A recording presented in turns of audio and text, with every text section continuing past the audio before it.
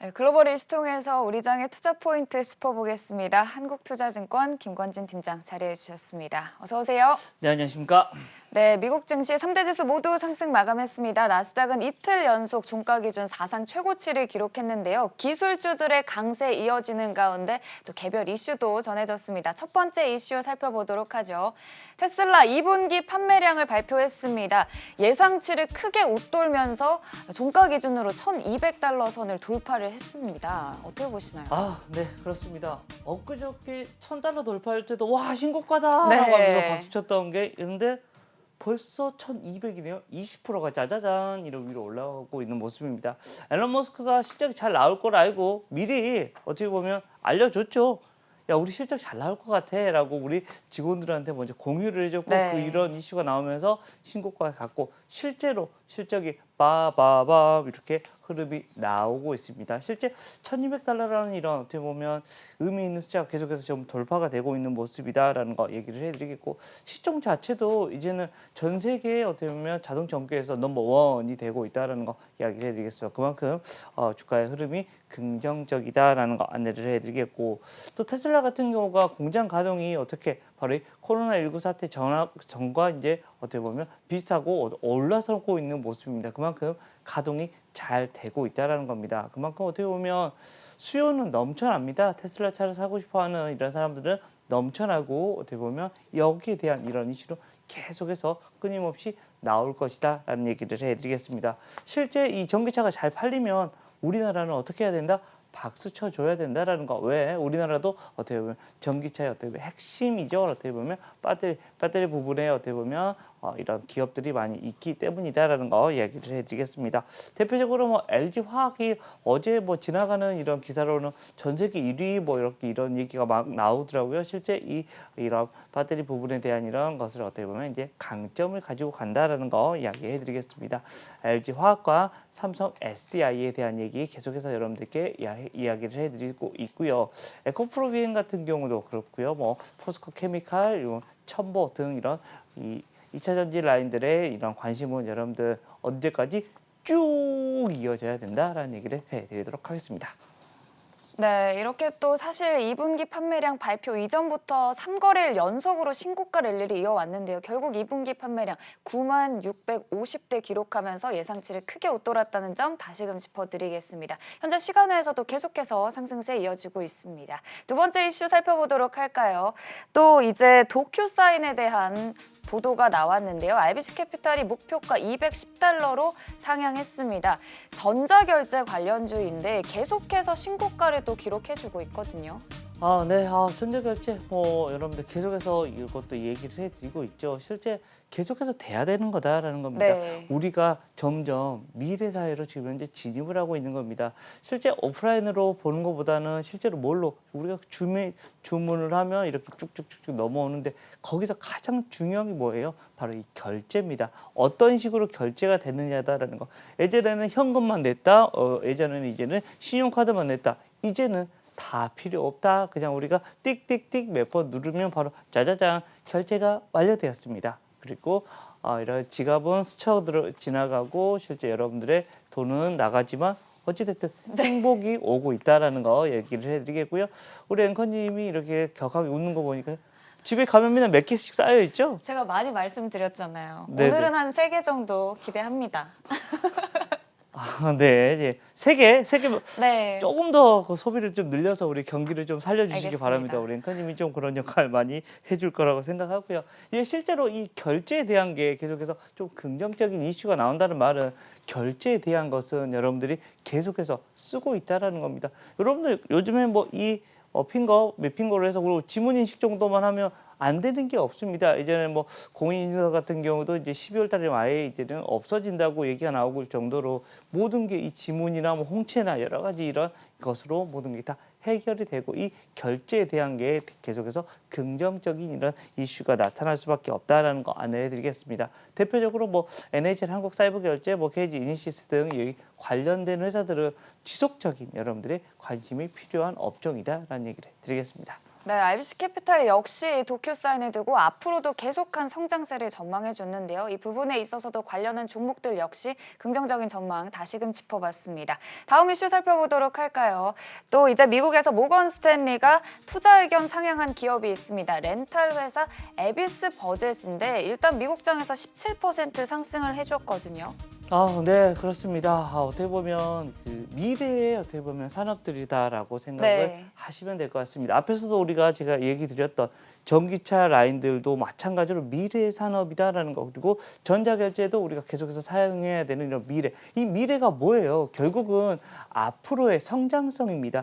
주식이 가장 좋아하는 이런 개념 뭐다? 바로 이 성장성, 미래성, 뭐 앞으로의 이런 꿈을 꿀 수 있는 이런 업종들이 주가의 흐름이 아주 좋다라는 거 안내를 해드리겠고요. 렌탈 회사 같은 경우도 마찬가지입니다. 바로 이 공유 경제에 대한 이런 이야기를 해드릴 수가 있을 것 같아요. 지금은 야, 이 차 탔다 저 차 탔다 하는 거 조금 힘들 수 있습니다. 하지만 공유 경제에 대한 이런 것은 앞으로 계속 되어질 겁니다. 지금 잠깐 허들이 있다, 잠깐 내려왔다라고 할 수도 있습니다. 하지만 이쪽 라인들, 바로 이 렌탈 서비스, 실제로 우리가 실제로 사는 것보다는 이렇게 잠깐 빌려 쓰는 건 어때?라는 거, 자동차뿐만 아니라 우리가 정수기에서도 나오고요. 여러 가지 우리가 사물을 사용하고 실제로 그게 어떻게 보면 효율성이 있습니다. 아침에 저 같은 경우도 아침에 출근을 하면 자동차가 하루 종일 세워져 있는데 나 퇴근하기 전까지 누가 우리 앵커님이 살짝 빌려가서 나한테 한 달에 얼마씩 주고 가면 좋겠다라는 이런 공짜로는 안 되나요? 네? 공짜로요. 그러지 않습니다. 네.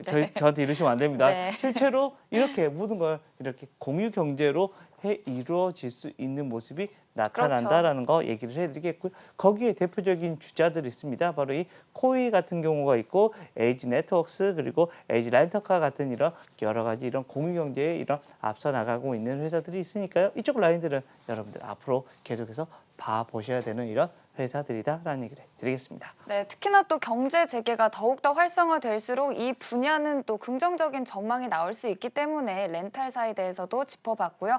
또 저희가 오늘장 관심주를 짚어보기 전에 금요일인 만큼 또 한 주간 소개해주신 종목들 리뷰를 또 해보도록 하겠습니다.